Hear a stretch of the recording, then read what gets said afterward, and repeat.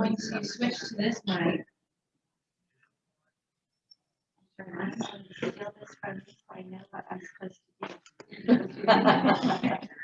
Can you guys all hear me? Yep. Okay, because I'm a pacer, so I'm going to pace. Hi, everyone. Okay, so looking on the bright side is about bringing faith, hope, and love back to the workplace, which is not a normal conversation, which is why I wanted to bring it up today. So this is participation. I want everyone to yell out. What do you think about when I say the word faith? Church. Church. Anyone else? God. Ah, I like it. Yes. Belief. Ah, believing in the unknown. What a good one. Anyone else? A lifeline. More? Optimism. Optimism. Hope. Okay, great segue. I'll tip you later. What do you think of when I say the word hope? Possibilities. Opportunity. Yes. Delayed enjoyment. Help one person every day. Help one person every day. I like it. A vision. A vision. Fantastic. Okay, so what about if I ask you, hang on, I have a tripping hazard here, hang on. I'm pretty clumsy, I would catch that with my heel for sure. I face planted in front of a police officer a couple months ago. I wasn't doing what you think. My son had a car accident, but I thought the police officer was going to think something was wrong with me because my heel caught on the curb anyway. Okay, so what does love in the workplace look like or mean to you? Respect. Respect, yes. Support. Attention. Understanding. Pardon? Understanding. Understanding. Kindness. Value. Oh, these are great words. Okay, and this is what I wanted us to do. I wanted us to get into the pool of thinking about those words outside of our normal context. And I'm going to read you something. A recent Harris poll found that 41% of Americans are most concerned about experiencing anxiety. 68% feel like everything is out of their control. Huh. Anybody else feel that way this year? A little bit? Let's see. Am I on? Can I flip? Where am I pointing, Miss Dwayne? Just, is it turned on? User error. Yeah. It's on? And then that bottom one there. Oh, the bottom one. Okay. There's the wrong button. Okay. On the bottom. All right, I'm moving past that slide because we're going to move into faith. Okay, so I have this slide up here for faith because what I want you to understand is belief without evidence to the truth is how faith is defined. But in this picture, the guy is actually activating that belief. He really thinks he can jump from that rock to another. I don't know what really happens on the other side. I've certainly splatted in moments like this before when I leap, right? But the point is, I want you to think about what action are you taking that make people believe that you have faith in something. Because faith isn't faith unless you activate it somehow. Let's see. So what actions are you showing that people can believe in? So, for instance, and I'm going to paint a picture for you, that with faith and hope, they're the bridge that help you reach other people in your organization, your colleagues, your vendors, your clients, with the kind of love we were describing in different terms in the workplace, okay? So think about faith being like the bottom of the bridge and hope being the sturdy pylons or whatever are driven into the ground. And so we're going to start with faith being that, and there are parts of faith. Faith in myself, faith in others, and faith in something larger than myself. And the part of that I'm going to touch on briefly before we go into faith in myself is just that we are creatures that were built to believe in something bigger than us. Our blinders shouldn't be just my little cul-de-sac and my little world. Whether that is volunteering at the school or the library or something in the community, or it's your actual faith in religion. Whatever it is, it needs to be something bigger than ourselves because we were built to be on this planet making impacts. It's really in all of our DNA. So, but this is more about what happens, these are some words and I want you to yell at other words. What happens if faith is missing? Pardon? Yes, you constrict, yes. You have limits. What else? No foundation. No motivation. No motivation, right? You kind of wander around without an actual course. And these are, I keep adding to this list, and I don't take good enough notes because I don't have a pen right now. And I add words that when I do this talk, I add other words that people say. And these are some other things that come up. And loneliness, it's a huge one.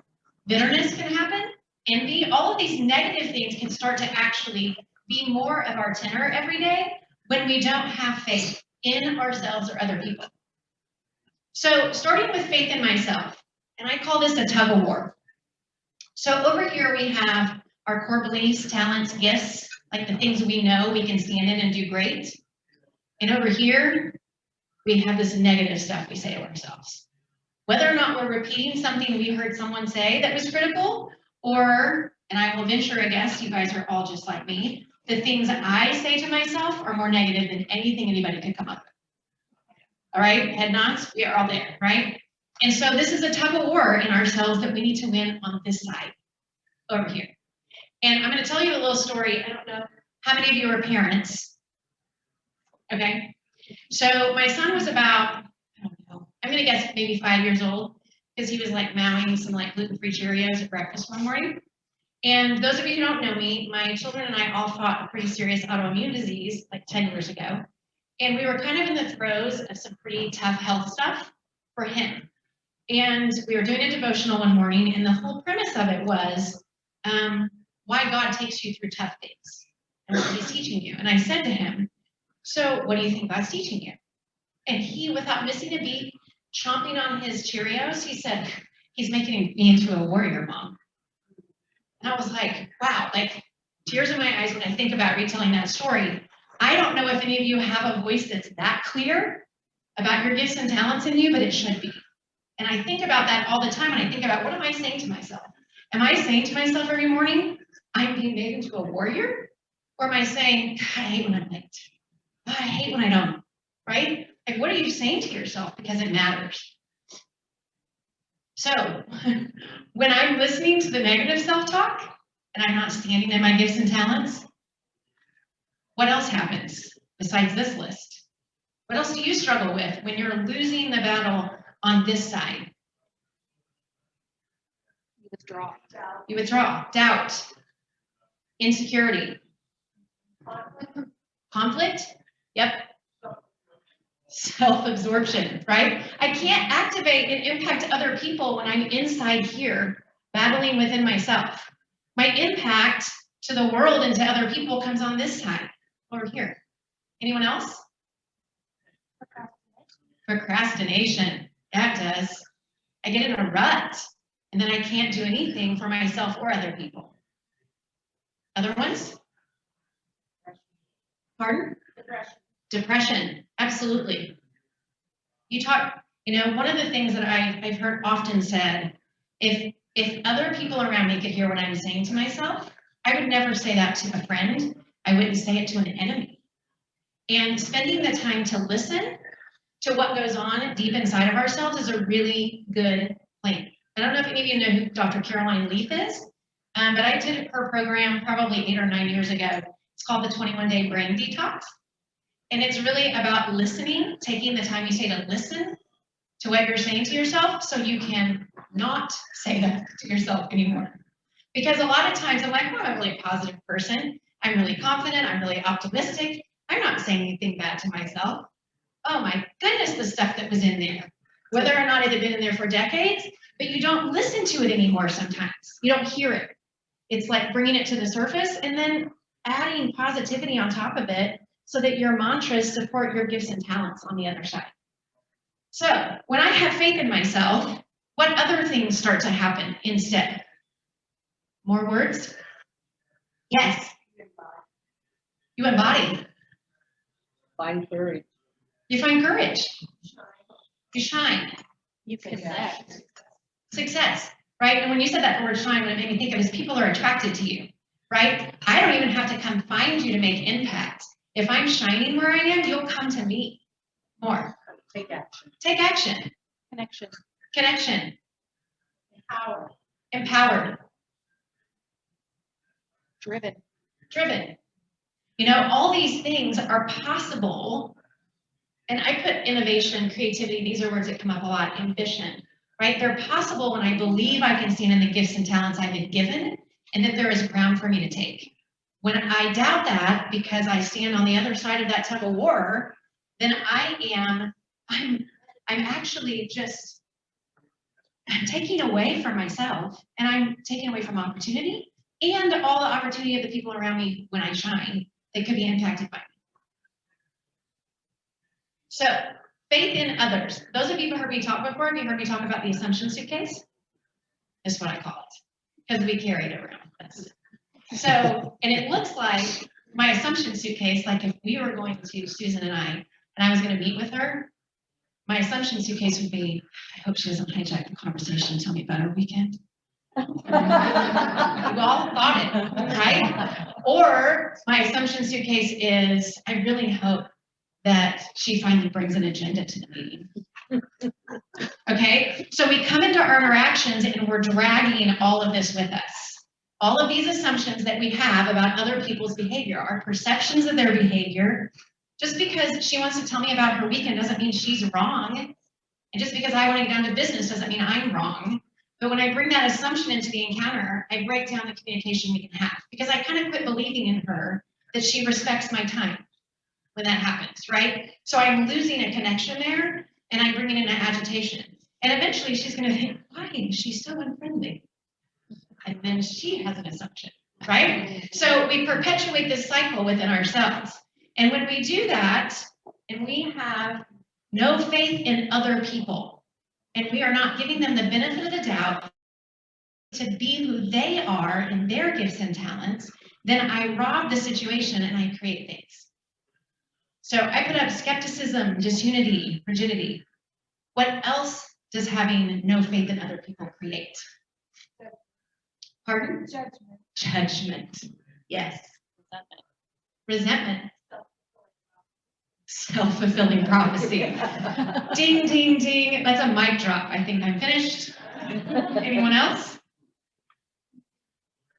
More words. I love words. Untrustworthiness. Individualism, right? I'll do it by myself. I don't need my team. They don't get what I'm trying to do. In other words, pride, stubbornness, intolerance. You know, when we start to stand in that kind of rigidity, it grows into an inability for us to see community and teamwork. Prejudice and racism come from the same place. My inability to see other people's perspective. Okay? Hatred, divorce, paranoia. Getting some pretty dark words here. Everybody smiling? All right. Okay. Do you get what I'm saying? Do you feel that? And what I want you to be really aware of in these two situations is to listen to the voice you're telling yourself and listen to yourself before you come into an encounter. Because you're dragging something. And it's probably not positive. So how can you reframe it? I'm looking forward to Susan telling me about her weekend. And I'm going to tell her that I'm on a 30-minute time crunch before we start the meeting. So she's aware I have a hard stop, but I can't wait to hear about it. But I want to make sure we cover what we need to cover. Does that make sense?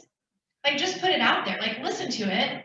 What is it telling you? It's not about Susan or the fact that I don't like Susan. I just feel like I don't have time. Or am I really an unfriendly person? I mean, ask yourself the hard questions in that encounter. What are the assumptions telling you? They might be telling you something you need to hear. And it might be about more than just Susan. I can't wait for you to tell me about your weekend sometime. Okay. Over wine. Over wine? What just happened? Did you say It is a mic drop. It is a mic drop. I'm out. Dwayne's in charge. Okay. So what's next? I better turn a page so I know which slide was going to come up. I think we're about to enter into hope.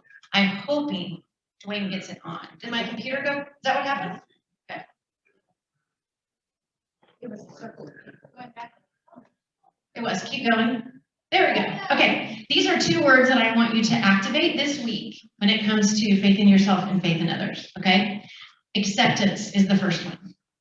I'm going to have a favorable reception. Those are the words I like. I'm going to believe. I'm going to give everybody I meet the benefit of the doubt for bringing their best into the situation that I'm encountering. And I'm going to give myself the benefit of the doubt for doing the best in a moment instead of talking myself in a negative way. Okay? Oh, you have the, yeah. You're not in charge. Stop trying to be in charge. Okay. Okay, next word. Come on, Dwayne. He is in charge of it. He's teaching me a lesson. He is in charge. Okay. We should have matched outfits if you were going to be up here with me. Okay. The next word is reciprocity. We have to have mutual benefit. Okay. There are situations that you encounter in your workplace. Everybody is going to nod when I say this. Susan and I might never get along great. We might be really opposite, and we might be kind of sandpaper sometimes. But I can have mutual benefit with Susan to work toward a common goal and a common purpose for the organization, for our client, or whatever why we have to cross paths. And if I can find that mutual benefit, then I can empty my suitcase easier. So look for the place of reciprocity after you've accepted that Susan's not trying to bore me with her weekend plans, right? So those two things can really benefit you in that faith march across the bridge. Is it because I ran the battery out? Okay, let's go forward. Other way. Is it? Okay. So these are words that come into our suitcase when we do these things well. Respect, openness, and trust. What other words? When I have faith in myself and others, what can actually happen? Yes. Trust. Growth. Growth. Collaboration. Collaboration. Compassion. Patience. Patience. Empathy. Understanding. Positive results. Don't these words make you feel better than the other suitcases that were kind of dark, scary, and Stephen King? Okay, keep going. We've got more good words. Appreciation, gratefulness. Do you know how hard it is to be grateful for someone when you have a negative opinion of them? It's really hard. Nobody wants to fake that, right? Okay. Listening, acceptance. Listening is a huge word. When we go into encounters to try to accomplish a common purpose and I'm not listening, we don't get there, okay? Yes. Growth, teamwork, unity. I think we covered some of those. Keep going, last one. Constructive criticism. Okay, this is big. When we have faith in ourselves, we can actually improve when someone tells us something. Okay, when we're on the other side of that tug of war, we can't take criticism, whether it's constructive or sometimes it lands and you're like, whoa, that was rude. You guys felt that before? And if you marinate on it, you think, there's probably some truth there, right? So when we can stand in our gifts and talents, we can take constructive criticism and improve, and we can give it better. Because our motives are to help improve, not to tear down. Okay. How am I doing on time? I'm fabulous. Susan's in charge. She said fabulous. Okay, go forward. We're going to go into hope. Now we're not. Oh, it's because here. It's on the screen. Okay, now do it. Okay. Okay, so I have Santa up here. What's hope got to do with it? That's my Tina Turner. Okay, so is that Tina Turner? Yeah. Okay. Okay, for a minute there I thought I was off. Okay, so hope in the workplace. Go to the next slide. So because I'm a word nerd, I looked up the difference between wishing and hoping. Because in our culture, we have some issues with what we wish for and what we hope for. So hope is a belief that is obtainable. It implies some expectation of obtaining the good desired or the possibility of possessing it. Therefore, it always gives pleasure or joy, whereas a wish and desire may produce or be accompanied with pain and anxiety. Hope is the confidence in a future event, the highest degree of well-founded expectation of good, the source of ineffable, unspeakable happiness. I like the word ineffable, because if you say it really fast, people think you're cussing. Okay, so wishing is like, I wish I could play for the Kansas City Chiefs. I wish I didn't have to do my taxes. I wish a lot of things. But what am I actually hoping for is the question here before. What does it say? Okay, so you can see that. Did you hear that about the anxiety part of that? Did that make you consider some things in your own life? Like when you're looking forward to something or you're setting goals, like the anxiety around that is a wishing kind of feeling, not a hope kind of feeling. So we're going to get into that more. Yes. Okay, what is the evidence? Anybody felt like this turtle before? What is the evidence of not having hope? What kind of things do you see? Shut down. Shut down. Depression. Negativity. Doubt. Depression. Pardon? Sadness. Yeah.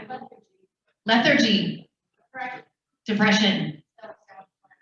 Say? Self-sabotage.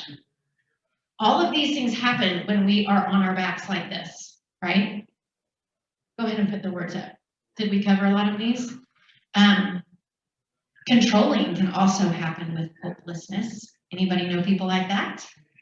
Okay, we try to over-control because we don't feel we have any control. Defeated behavior, that negative victim mentality can come in this place. Go forward. Thank you. Okay, so I'm going to give you 5 things that I think can help fill our well of hope. And I'm going to tell you this because I read some science. I kind of geeked out on this. Bear with me. When you think about hope, science can tell us a couple things about hope. First, and this is really profound, our minds respond to what we pay attention to. Everybody hear that? So if you want to be a worrier, you should focus on worry. All right? So if you want to have a sense of hopefulness, then you focus on hope. The other thing is that our brains adapt and change. So even if you weren't raised with a culture of hope, you can create one. And it now has also been proven scientifically that hope in the mind mimics morphine. Woo! Okay? Can you tell? Okay. It's a stress and a pain reducer. For those who have hope, the body naturally releases endorphins and enkephalins, which reduce pain and give comfort and take away fight or flight. That is science. So why aren't we then more hopeful? We should be. So in these 5 things, I did some word nerding and I looked up what hope meant in other languages. So I can't pronounce the words, I wish I could. But in Italian, it means to expect goodness. In Hebrew, it means to anchor to or shelter. In Russian, it means the word recumbence, which then I had to look up because I don't use that in a sentence. And that means to lean into something. And so I kind of kept word nerding around all these different definitions of hope because, you know, in English, we don't use other words for hope besides wish or hope. So what I came up with these 5 things. So the first one is shelter and support. That means if you want to be hopeful, who should you be around? People who are positive. Like, we genuinely know this, but sometimes we also like the people who let us marinate in our wound a little bit. Don't we sometimes? So if you want to activate more hopefulness, get your circle of people optimistic and be around them. Expect something good. So who does vision boards? Goals, annual goals, vision boards, good. So put it in front of you. Look at it all the time and expect it. Like if you put the time in for a vision board or something like that and you activate goals, or you meet with a professional group of women and you talk about strategy and your goals for the year, guess what? You wouldn't spend that time if you weren't expecting to get there, okay? Anticipate with pleasure. Who loves to wait? Okay? Optimistic waiting is not the most fun thing to do, right? So how can you do optimistic waiting? So some of the suggestions I have are accountability, right? If I meet with Sue and she does that face and nods at me like that, that's going to help me wait for something good, right? It's part of that circle of people, but it's accountable. Like, what are you doing to continue to put that in front of you, Janice? What are you doing to keep focusing on that goal? How are you moving toward it, even if it's like one bite of the elephant at a time, right? That can help keep that optimism in that waiting period, because that's the hardest part. That's where it starts to fizzle sometimes for us, right? Submit to it, okay? This is a tricky one. Who likes submission? Another time, another time. Another time, that's a whole other discussion. Okay. That's a whole other discussion. So how do we submit to positivity? We have to really let go of negativity. We have to let go. We have to focus on today and tomorrow and what I can control, not on that stuff. Okay? Not on that stuff of the tug of war and not on the stuff that happened yesterday. So letting go is the way we submit to moving forward. All right? Does that make sense to everybody? Everybody's with me? Dwayne's legs are getting tired. I better talk faster. Okay. The last one is absorb and marinate. And this one really is about just being all in. All right? If I want to really be more hopeful, I'm just going to be all in. And that means I'm making plans toward the thing I'm waiting for. I'm not making a plan B. So all in means there's no plan B. Who has trouble letting go of plan B? Okay? But if I'm going to really be hopeful for that thing, I'm going to let go and I'm going to be all in. All right? Keep going, Dwayne. All right, what happens when we are hopeful? I put the word resonance up there because it's also one of my favorite words. If I hang out with people who are hopeful and I become more hopeful, what do I get to do for other people? Build their hope.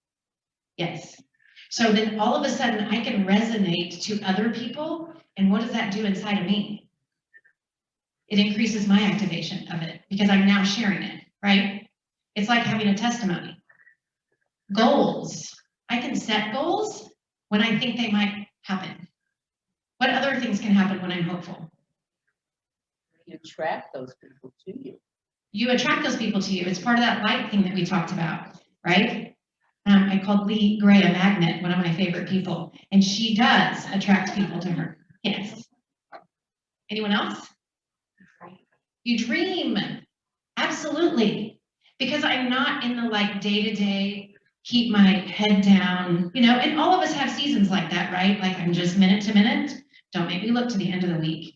But when we can pull ourselves out of that, above the clouds, like when you're on an airplane and you're flying through the storm and you come up and you're like, oh, there's the sun, right? So when I can do that, I can then dream and innovate, be creative. Anyone else? You manifest. What a good word. Keep going, Dwayne. What other words do I have up here? Plans. Yes. Keep going. Forgiveness. Oh, this is really big. When I can be hopeful and I've walked through my faith steps, I can have forgiveness. This gets pretty profound. Healing takes place in this space. Empathy, we mentioned that one earlier. Engagement. Keep clicking. I don't remember how many words I put on this slide. Enthusiasm, intentionality, risk. That's one of my favorite things. We don't risk things if we're not flying above the clouds, right? We can't shimmy out on that thin branch if we're still holding on to the trunk of the tree, okay? Good, okay. So, because hope and faith get built for love to transact, okay? Keep going, Dwayne. What things now take place? Some of you guys said this at the very beginning when I said, what does love look like in the workplace? You know, we don't always want to hug each other, right? But what can get activated if we walk through those steps of faith and hope and we can transact love in the workplace? Do you remember some of the words from the beginning or have you thought of other ones now? Respect.